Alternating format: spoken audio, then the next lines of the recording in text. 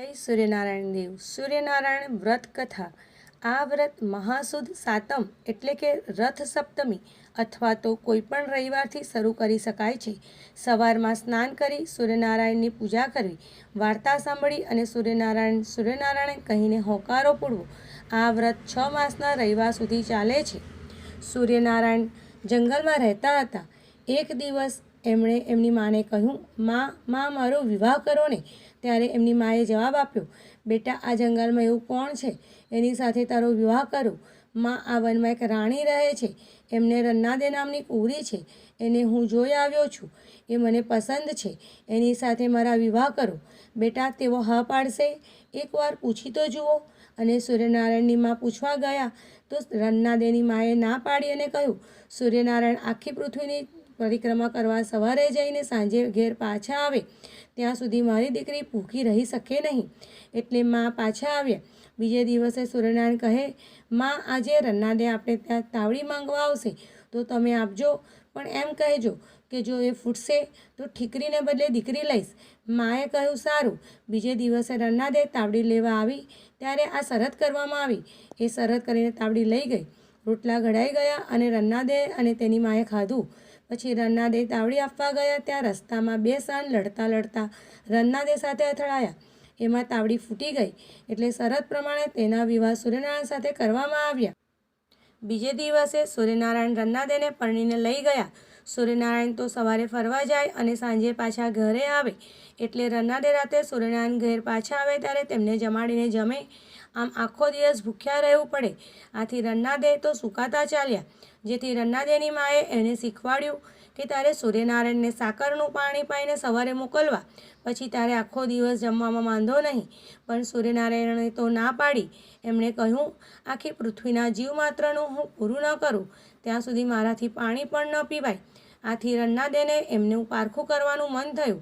એમણે એક કીડી લઈને ડબ્બીમાં પૂરી દીધી. સાંજે સૂર્યનારાયણ ઘેર આવ્યા ત્યારે તેઓ જમવા બેસવાની તૈયારી કરવા લાગ્યા ત્યારે રન્નાદેએ પૂછ્યું, તમે સૌનું પૂરું કરી આવ્યા? હા. ખોટી વાત, આ ડબ્બીમાં કીડી છે એનું તમે પૂરું કર્યું નથી.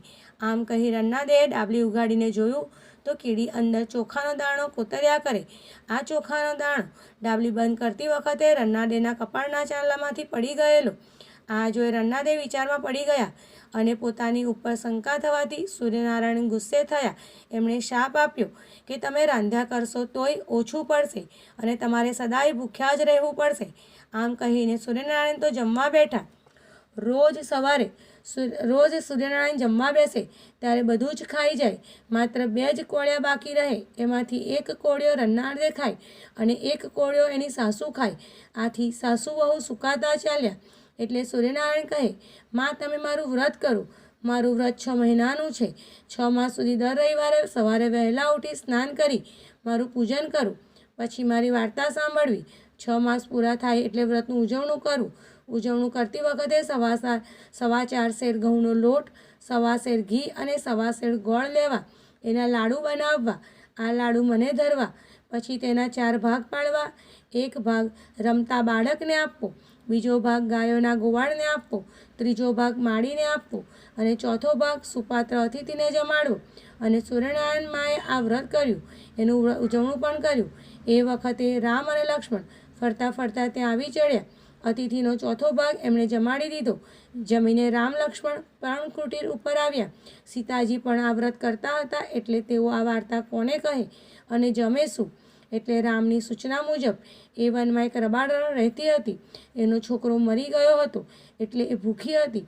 સીતાજી એની પાસે ગયા. એણે વાર્તા કહી સંભળાવી અને એનો છોકરો જીવતો થયો. આળસ મળીને બેઠો થયો. પોતાના છોકરો સજીવન થયો. એટલે રબારણે પણ પોતે આ સૂર્યનારાયણનું વ્રત લીધું. આ સૂર્યનારાયણનું વ્રત સૌને ફળ્યું. એવું વ્રત કરનારને ફળજો. બોલો ભગવાન સૂર્યનારાયણ કી જય.